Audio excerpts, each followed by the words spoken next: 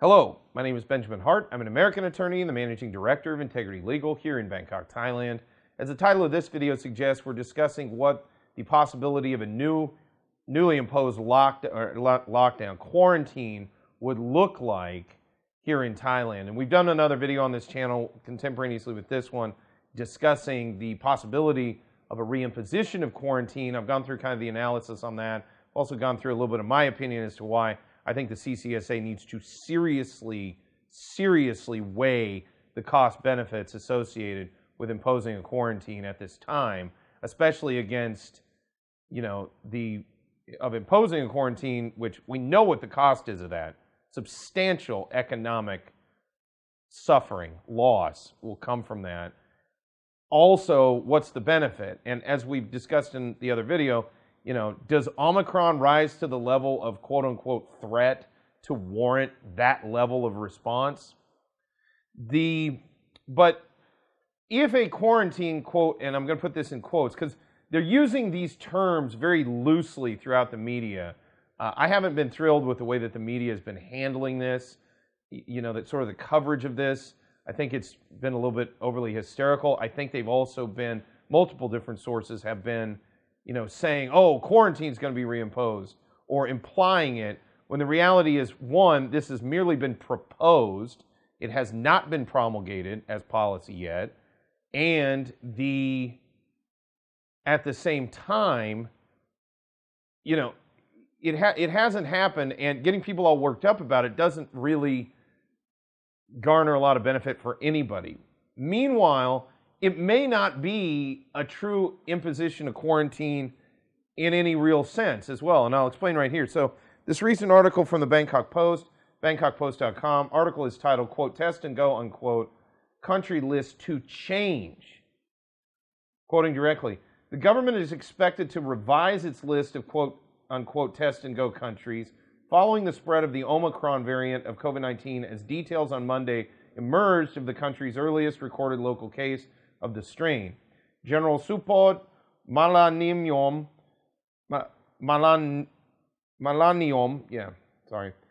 chief of the Center for COVID-19 Situation Administration's operations base, said the list of low-risk countries eligible for the tourism opening scheme will be reviewed, and COVID-19 screening measures will be intensified.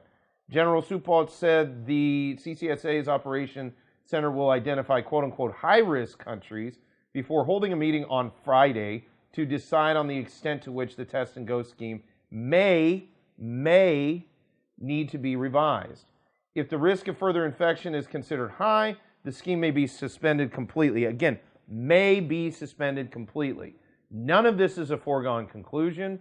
As we've noted in other videos, I really think that the reaction associated with all of this Omicron has really just, I hesitate to use the word ridiculous, but I fail to be able to find another word for it because, quite frankly, yes, we're seeing it, it's a variant, it's there, it exists, but as noted, and I don't want to get too deep into this, this doesn't have the fatality rates associated with prior iterations of this. Yes, it's more transmissible, but it's my understanding that that's kind of the nature of the beast when it comes to viruses.